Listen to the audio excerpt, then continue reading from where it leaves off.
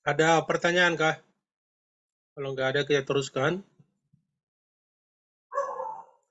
Tadi mengurangi waktu yang hilang ya, karena tadi kalau seperti yang tadi saya bilang ke Rotterdam, kalau menggunakan laut dari Jakarta ke sana kan bisa 20 hari, 24 hari. Ya.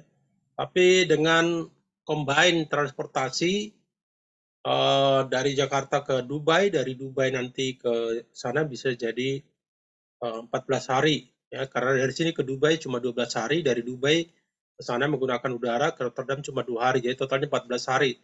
Tadi bedanya kan 21 hari kalau lewat sea, bisa 21, bisa 24, bisa 25. Tapi kalau sea air lewat Dubai itu 14 hari. Kalau by air ya bisa langsung 2 hari 3 hari udah nyampe gitu ya. Cuma tentu kalau by air semua lewat udara itu lebih mahal ya. Lebih murah kalau pakai laut, lebih murah lagi apa di atasnya yaitu menggunakan tadi transportasi multimoda ini yaitu laut baru udara. Ya. Yang kedua, menghemat pemodalan, mengurangi beban dokumentasi, formalitas birokrasi ya. Kalau di tangan satu, pokoknya satu logistik itu kan lebih enak gitu ya. Kadang-kadang sama pabrik itu kan susah dia. Pokoknya dia kirim barang itu dia kirim sendiri gitu kan. Pokoknya dia punya pembeli ada di Jerman sana, dia kirim sendiri. Ketika ada masalah dia nggak bisa karena agennya nggak ada gitu. Nah, forwarder atau perusahaan logistik itu seperti kan menggurita ya, kayak Kuehne+Nagel atau DHL itu kan cabangnya banyak banget gitu. Bahkan lebih banyak dari negara anggota PBB. Ya. Kadang-kadang freight forwarder itu punya anggota lebih banyak daripada PBB. Kita di setiap kota ada. Ya. Kami walau perusahaan kecil juga saya sendiri punya, kami ada di 170 negara. Seluruh dunia mau Asia, Eropa, Amerika, Afrika, Latin Amerika, ada semua gitu. Ya. Ada 107. Jadi kalau ada apa-apa kita bisa nanya gitu. Gimana ini? Termasuk tadi saya bilang impor, saya ada impor tadi dari 3 negara, satu dari Prancis, satu dari Inggris, dari UK, satu dari Amerika. Kita tinggal kontak agen kita sana, tolong pick up dong kargo ini, kasih harganya berapa sampai ke Jakarta gitu kan. Coba kalau kita nggak punya agen, nggak bisa. Nah, sama tadi, menghemat permodalan, mengurangi beban dokumentasi. Kan karena satu tangan ya dokumentasi cuma satu. Satu HSBL, satu Master BL, tambah nanti packing list, kompetensi invoice, sama yang lain-lainnya gitu. Satu. Nggak ada 2 apa 3 gitu. Menghemat biaya karena tarif rata-rata dan biaya asuransi turun ya, karena satu tangan tadi ya, satu tangan. Kemudian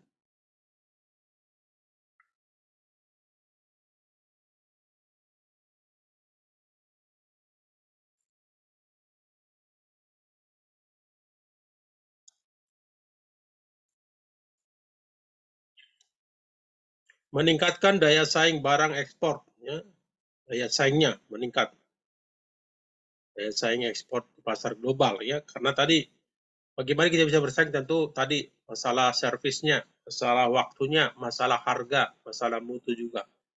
Bagaimanapun harga kita kalau mutunya nggak berkualitas ya orang nggak mau beli ya.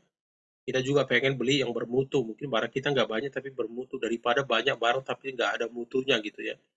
Sama, bagaimana nanti SDM Indonesia bersaing dengan negara lain ya. Kita selalu teriak, kenapa kita jadi seperti dijajah di negeri sendiri gitu kan.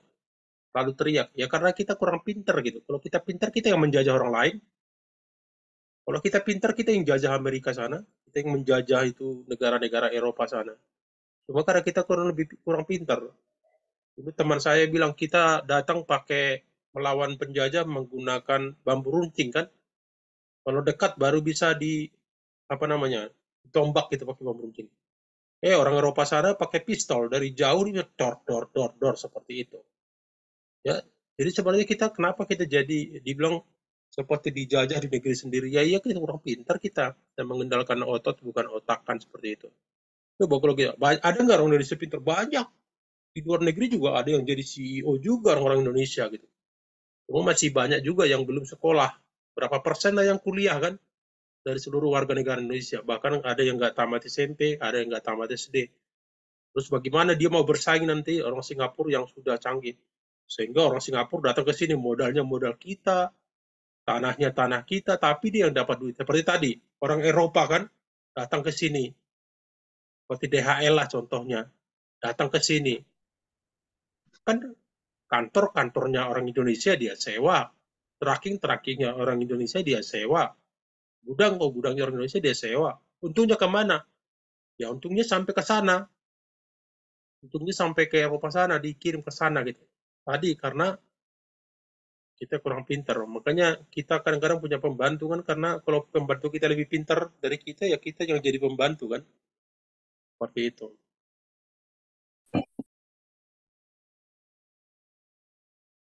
Jadi sebenarnya itu nggak bisa kita menyalahkan, pokoknya waduh, tapi tentu pemerintah bertanggung jawab, sebenarnya punya tanggung jawab. Makanya seharusnya anggaran untuk pendidikan itu harus ditingkatkan.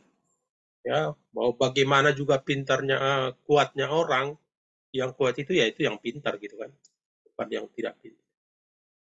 Kunci sukses dari pelaksanaan penyelenggaraan transportasi multimoda tadi on time. Ya.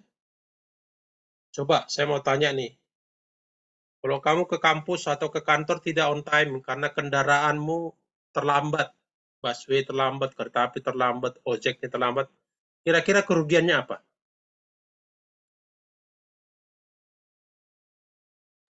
Waktunya ya, Pak. Ya, apa ruginya kalau terlambat? Kalau terlambatnya banyak dipotong, Pak. Dipotong tangannya. Gaji. Pak gajinya, Pak. Gaji dipotong ya. Padahal kalau untung nggak ditambahin gaji ya. Itu kan orang pintar Iya, kan itu kan. betul. Orang pintar kan gitu. Giliran kita terlambat, rugi, diomel-omelin kan, kasih SP1. Giliran kita buat untung, dia diam-diam aja tuh yang punya. Bos-bos itu, ya enggak, itulah orang pintar kan. Jadi seperti itu, orang pintar itu selalu ya pakai otaknya lah mengakali orang kan. Kita tadi kalau terlambat dipotong gaji. Kalau kargo terlambat, wah bisa dikomplain. Kargo terlambat, bayangkan aja umpamanya mau grand opening satu toko gitu. Contohnya yang mau dijual di toko itu belum datang. Ya.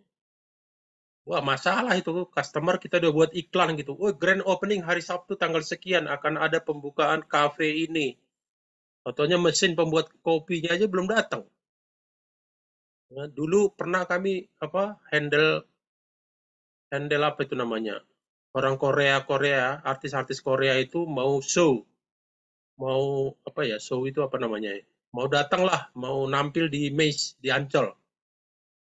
Wah, dulu kan banyak terkenal itu apa itu yang band-bandnya Korea itu. Jadi kita yang impor semua alat-alat bandnya, semualah alat-alat bandnya. Ya. Udah mau show belum belum keluar barangnya.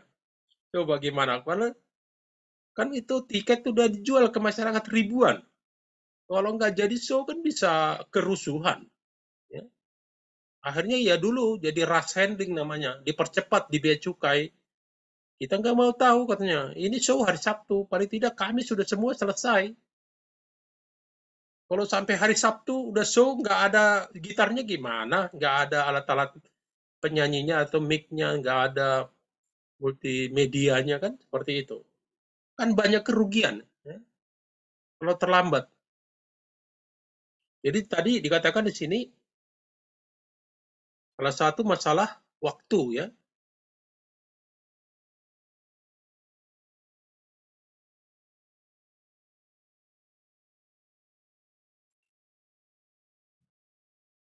Ini ya, tepat waktu ya. Kalau pelayaran Mars Line itu punya moto every time on time. Every time on time. Tepat waktu gitu loh. Mau lulus tepat waktu ya. Mau kerja tepat waktu dapat kerjaan. Mau nikah tepat waktu nikah gitu. Jangan udah kepala 4 baru menikah gitu kan. Telat namanya. Kemudian utuh bentuk wujud ya. Kalau kita beli sesuatu totalnya bonyok itu nggak suka kita ya.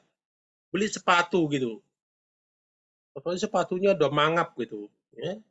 Beli lemari es gitu, totonya ada yang bengkok, itu kan nggak mau. Beli mobil baru, belum apa-apa udah kegesek dan lain-lain seperti itu kan.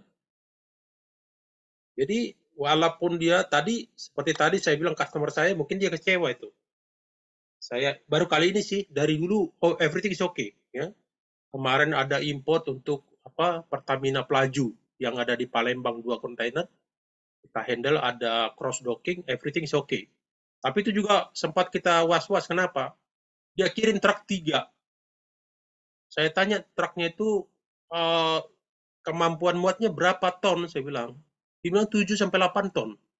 Lah barangnya beratnya 11 ton. Saya langsung bilang customernya hati-hati loh, jangan sampai gara-gara cari truk yang murah, kita terbalik di jalan, saya bilang. Tapi sampai hari ini nggak ada komplain, berarti aman udah sampai di Pelaju, itu di Pelaju Palembang. Tapi saya tanya supirnya, "You masalah nggak ini?" Kayaknya sih kalau pelan-pelan nggak masalah, tapi nanti kalau ada timbangan ya, kalau truk itu kan ada timbangan di jalan, saya nggak tahu apa timbangannya dari pemerintah itu bisa kena katanya gitu. Karena over capacity. Kita senang kan beli sesuatu barang bentuknya wujudnya bagus gitu. Kalau kita beli barang sepatu gitu, sepatunya masih utuh bagus di dalamnya, tapi luarnya bonyok-bonyok juga kita malas juga kan. Packagingnya atau kemasannya udah jelek gitu, udah berjamur, kita nggak pengen juga lah, walaupun dalamnya bagus gitu. Ya maunya luarnya bagus, dalamnya juga bagus gitu. Tapi pernah nyewa gudang di Marunda Cakung, di KBN Cakung. Kami menyewa gudang untuk sepatu Adidas. Ya, sepatu Adidas.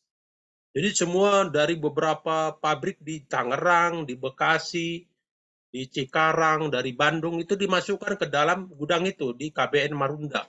Disewa di situ. Gudangnya bagus. Tapi di samping gudang itu ada gudang lagi, isinya itu pakan ternak, tahu ya, makanan ternak. Tahu sendiri pakan ternak itu kan bau, ya. Memang bukan di gudang kita yang bau, dari sebelah yang bau masuk ke gudang kita gitu. Namanya juga udara kan, nggak bisa diatur udara.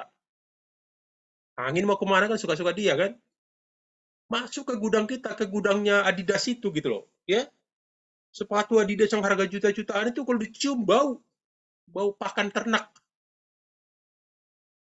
Emang nggak itu sih, maksudnya barangnya nggak rusak, nggak, cuma bau. Ya kalau kita beli barang bapak sampai di rumah celana jeans gitu ya, fotonya bau kan malas juga kita kan. Ya. Halnya kelihatan sepele. Kami sampai pindah waktu itu. Kita nggak mau karena kita suruh pindah gudang yang dia itu kan kompleks gudang gitu loh. Jadi ada buat Adidas, ada buat pakan ternak gitu. Wah kita nggak bisa itu. Kalau angin pas ke gudang kita, ke arah gudang itu, wah bau semua itu. Dus-dusnya itu bau. Sehingga customer komplain. Iyalah, pasti komplain kan kalau kita beli sepatu Adidas nomor sekian gitu. Kita bawa, tentunya bau. Kan nggak mau juga kita, walaupun dalamnya bagus gitu kan. Nah seperti itu ya. Jadi pengen kita kualitasnya ya mutunya tetap bagus. Kita nggak mau umpamanya ternyata mutunya udah ya tadi termasuk baunya, masuk warna dan lain-lainnya. Utuh jumlahnya ya. Jangan berkurang, jangan dimaling gitu ya. Kadang-kadang ada yang diminta udah dikirim 1000, udah tentunya kurang 100 atau lebih 100. Kalau lebih sih masih bisa oke lah gitu kan, tapi itu juga bikin kerjaan kan, mengembalikan utuh jumlah ya, quantity. Jangan ada yang maling ya. Pelayanan yang baik ya, servis yang baik. Gimana sih servis yang baik ya? Saya kemarin ada ekspor ke Bangkok dari Surabaya, ya ampun. Saya menggunakan pelayaran Costco, ada yang tahu kali Costco di sini. Waduh, saya udah 3 hari belum dapat DO untuk ekspor dari Surabaya. Nama PT-nya lucu lagi, PT Manohara. Surabaya, tujuannya ke Bangkok. 3 hari belum dapat DO-nya. Saya push. Saya marah lah kan. Tahu nggak jawabannya apa? Pak, kami ini bukan budak Bapak, katanya gitu. Dalam hati saya, siapa bilang you budak? Saya kan customer, saya butuh udah 3 hari. Kalau sehari oke lah, kita nggak marah gitu kan. Ini 3 hari. udah mau tahun baru lagi kan, tanggal 30 staffingnya. 31 kan orang udah pada libur. Ya. Tapi nggak dapat DO. Alasannya macam-macam. Ya telepon nggak diangkat, saya WA nggak dijawab. Saya udah pusing juga tuh, aduh, baru shipment pertama lagi, ekspor pertama ke Bangkok untuk customer ini. Gimana nih caranya? Saya ingat, bosnya rupanya saya ingat namanya. Zaman dulu udah saya kenal, tapi katanya lagi dirawat di rumah sakit. Tapi nggak apa-apa, saya bos, saya bilang, saya butuh DO dari Surabaya, udah 3 hari belum dikasih-kasih. Saya push orangmu si ini namanya, tapi waktu saya omel-omelin dia bilang, kami bukan budakmu katanya gitu. Wah, habis itu mungkin diomelin kali buahnya. Langsung diservis kita, langsung dikasih, langsung baik gitu orangnya. Mungkin karena kita kenal bosnya gitu ya. Langsung baik sampai sekarang, nggak salah apa ditanya langsung dijawab. Kalau kemarin ya ampun lagunya, aduh. Padahal kita cuma marahnya cuma suara kuat, nggak menggunakan kata-kata yang kotor, yang kasar, enggak. Mana gitu kan? Mana DO-nya udah 3 hari gimana sih paling gitu. Kalau saya marah begitu, nggak keluar ucapan-ucapan yang tidak pantas, tapi suara nadanya itu tinggi. Gue dijawab seperti itu, kami bukan budakmu katanya. Siapa bilang you budak gue? Saya bilang gitu kan enggak. Cuma saya butuh dong, customer saya kan kecewa. Kalau customer saya kecewa bukan hanya kamu yang kehilangan customer, saya juga kehilangan, saya bilang gitu. Ya saya bukan tukang ngadu, tapi udah 3 hari ya mau nggak mau diadukan ke atasannya. Jadi kalau gitu ya, kalau ada anak buahnya gitu customer service atau salesnya, kalian nggak bisa dibantu gitu macam-macam alasannya, naik ke atas, escalation naik ke atasnya, naik ke supervisor, nggak naik ke manajer, bila perlu sampai ke direkturnya. Kalau ke direkturnya mau dia benar mau dia salah tetap aja diomelin kan. Kamu kan di kantor gitu, kalau sampai ada yang komplain customermu ke direkturmu mengenai pekerjaanmu, mau kamu benar mau kamu salah diomelin juga kan. Jadi jangan mau terlalu capek berhari-hari hanya nunggu dia, tentunya dia lagi ada masalah sendiri kan. Escalate, ya. Supervisor nggak bisa juga ke manajer nggak bisa ke general manager juga direktur nggak bisa tanya siapa pemiliknya. Saya kemarin saya bilang, direkturmu siapa? Saya bilang gitu. Oh nggak tahu, bener kamu nggak tahu? Saya bilang. Akhirnya dia ketakutan sendiri ya. Kenapa? Kita marah karena kita customer. Kita kan bukan ini. Kita kasih kargo kok sama dia seperti itu ya. Itu maksudnya di sini.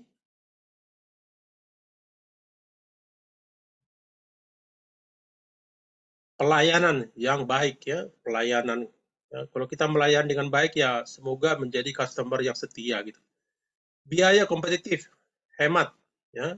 Kepercayaan meningkat ya dong. Kalau bisa dipercaya kan enak. Kita semua kan ingin dipercaya kan, ya enggak? Akan kita percaya sama Tuhan kan. Mau pertanyaan Tuhan percaya nggak sama kita gitu. Kita bisa dipercaya nggak gitu loh. Orangnya jujur nggak, orangnya tukang-tukang bohong. Terus image kadang-kadang bisa kalau belum ketemu kita image-nya positif, udah ketemu, ya cuma begini doang. Atau sebaliknya, kita kira bagaimana gitu, atau bagaimana kan bisa seperti itu. Oke, image. Ya kan, image kita beda dong. Image-nya ayam McDonald dengan ayam-ayaman yang ayam KFC. Sebenarnya dengan KFC, tapi jalan kan beda ya image-nya. Ya. Kita punya image yang berbeda terhadap kelihatannya sama. Image kita terhadap sepatu Bata dengan sepatu Adidas pasti beda gitu. Image kita terhadap mobil Toyota dengan Mercedes pasti beda gitu. Karena kadang-kadang di situ berbicara mengenai harga, kualitas dan juga pride atau kebanggaan. Oke. Permasalahan multimoda ya, keterpaduan pelayanan penumpang belum didukung pelayanan manajemen terpadu. Ya, kadang-kadang tadi kita mau kirim barang ke Hawaii gitu ya. Ke Hawaii, Waikiki namanya. Hawaii itu ada Waikiki. Dari mana ya jalannya gitu? Sebenarnya Hawaii itu kan di atas Manado kan. Manado ke atas gitu loh. Tapi masuk negara Amerika. Kalau Manado ke atas Filipina, Filipina itu ke atas itu Hawaii, ya. Tapi kita kirim barang dari Amerika ke sana gitu. Bagaimana cara bisanya ya tadi harus kita mempunyai manajemen yang terpadu, ya. kita punya agen di luar negeri yang bisa menghandle. Jangan sampai kita di luar negeri itu nggak punya agen. Kami pernah ada satu perusahaan gitu. Ditanya gini, telepon bekas bos saya dulu dia. Waktu di perusahaan lama dia bekas bos saya. Man, katanya. Nama agenmu di Nigeria apa? Ya kita kan orangnya polos-polos saja gitu kan. Tulus-tulus saja. Oh ini Pak, namanya perusahaan ini, alamatnya sini, persennya sini. Tiba-tiba besoknya dapat beberapa hari kemudian dari email dari Nigeria. Kan agennya perusahaan itu kami waktu itu di Panalpina kalau nggak salah. Sorry. Iya Panalpina. Namanya Panalpina. Perusahaan Swiss. Jadi datang dari Nigeria, dari Panalpina Swiss, nanya ke Panalpina Jakarta. Ini ada shipment katanya gitu. Kok nggak lewat kalian katanya. Wah ternyata itu bos saya, bekas bos saya itu tanpa izin menggunakan nama agent saya. Ya kita omelin. Hapus kita bilang nggak boleh. Kalau ada apa-apa siapa yang tanggung jawab kan gitu. Mereka main pakai nama, mencatut nama agen kita gitu. Jadi seperti itu, image-nya kan ada image. Kalau dia di dalam satu tangan ya. Kemudian keterlibatan penerapan dokumen tunggal ya, jangan terlalu banyak tadi apa namanya kolloder ya, 1 sampai ada 3 gitu. Jaringan pelayanan belum terwujud pada antar moda perkotaan dan kota ya. Kadang-kadang kita ada menunggu. Saya pernah mau kemana itu? Mau ke Lombok ya. Mau ke Lombok, mau naik Gunung Rinjani. Terus kita dari Jakarta udah naik bis itu. Dari Jakarta ke Lombok. Menggunakan bis Pahala Kencana. Kami ada 65 orang. Tau-taunya sampai di Ketapang ya. Ketapang itu mau penyeberangan. Penyeberangan bukan ke Bali, tapi ke Lombok. Apa namanya? Paya Lebar ya. Di Lombok itu namanya Paya Lebar, kalau nggak salah ya namanya itu pelabuhannya. Kita udah nyampe jam 5 pagi di Ketapang. Lah, sampai tunggu siang terus sampai sore, berangkat jam 5 pagi lagi hari berikutnya. Waduh. Nah, itu tadi karena tidak ada apa namanya? Pengangkutan yang secara terpadu ya. Link antara satu dengan yang lain. Masa kita udah nyampe jam 5 pagi, berangkatnya jam 5 pagi berikutnya gitu ya. Makanya katakan di sini jaringan pelayanan belum terwujud jaringannya ya dengan baik. Akhirnya aturannya kan kita mau ke Gili Trawangan, salah satu mau mengunjungi Gili Trawangan. Cuma karena udah kelamaan di Ketapang nggak bisa. Akhirnya kita di Lombok itu di apa namanya itu masuk masuk Jawa Timur ya.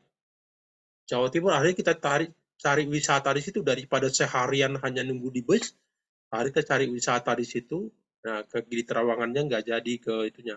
Sampai kita di Lombok, tinggal nginap semalam, langsung naik gunung ke Rinjani. Seperti itu ya. Jadi schedule jadi berantakan tadi, karena tadi jaringan pelayanannya belum terwujud dengan baik ya. Pelayanan antar moda multimoda dalam negeri terbatas pada angkutan barang kemasan kecil dan skala pengiriman terbatas ya. Saya pernah mau kirim barang ke Merauke. Merauke ada kontainer panjang 140. Ternyata nggak bisa ke Merauke. Waktu saya tanya kenapa nggak diterima. Di Merauke itu pelabuhannya nggak punya alat untuk menerima kontainer panjang, hanya untuk kontainer pendek katanya. Nah tadi kan berarti di sini terbatas. Sampai kita mau nyewa apa namanya spreader. Spreader itu kalau kontainer turun itu di atas itu bisa ada alatnya seperti dari besi. Nah itu yang diikatkan ke kontainer baru diturunkan. Sampai kita mau nyewa spreader dari Jakarta. Cuma masalahnya kalau kita sewa spreader dari Jakarta nanti pengembaliannya gimana ke Jakarta gitu. Nggak jadi itu shipment harus dibuat kontainer yang pendek. Tadi karena tadi keterbatasan ya. Kita kan masih banyak keterbatasan transportasi, ya, jalan, macam-macam lah ya. Masih banyak keterbatasan termasuk ke daerah-daerah pedalaman.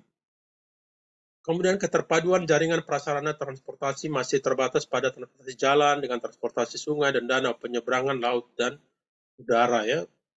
Seperti sebenarnya kereta api bagus banget di Indonesia, sama kapal laut ya. Kenapa? Karena kita kan negara kepulauan ya. bagaimana menyediakan transportasi laut yang lebih memadai dengan biaya yang hemat ya. Keterpadian modal kereta api pelabuhan laut terbatas Pulau Jawa ya. Kalimantan kayaknya belum ada nih kereta api. Sumatera sudah ada ya. Itu juga dibangun dari zaman Belanda kan. Setelah zaman Indonesia nggak tahu ada nggak. Paling sedikit yang dibangun. Malah Belanda yang lebih bagus itu kan.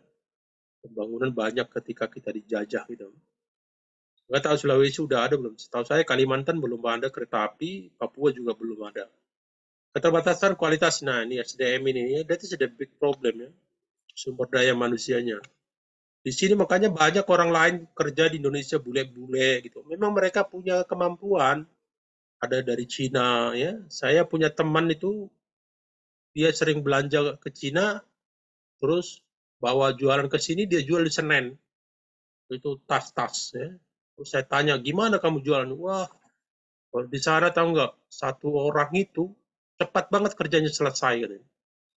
Perbandingannya dengan orang Indonesia, satu orang Chinese, Indonesia harus kerjaan 4 orang baru sama katanya.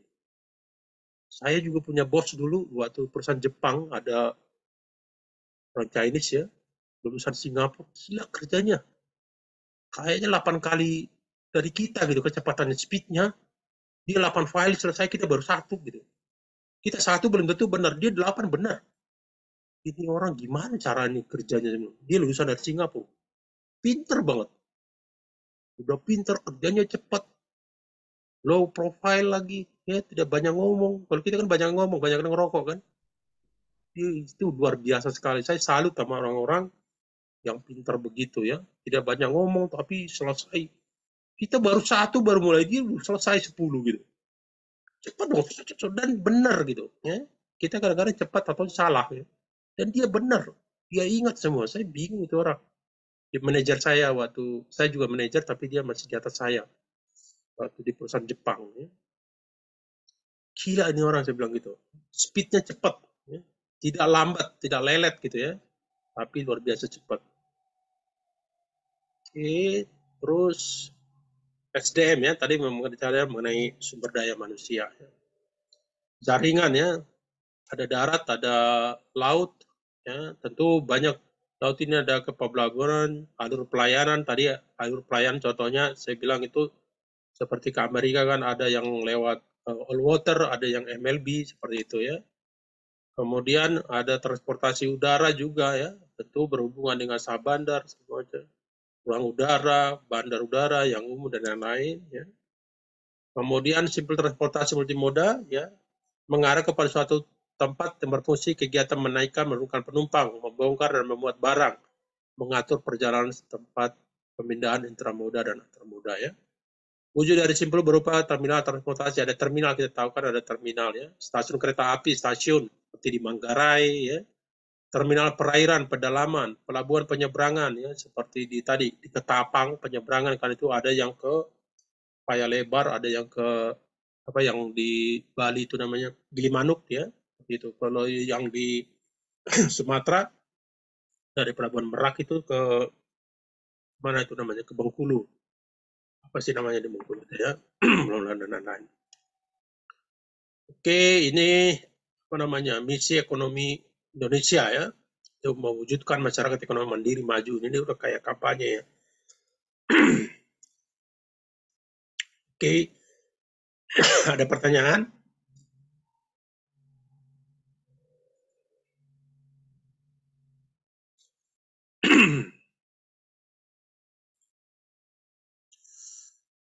Oke, kalau nggak ada pertanyaan,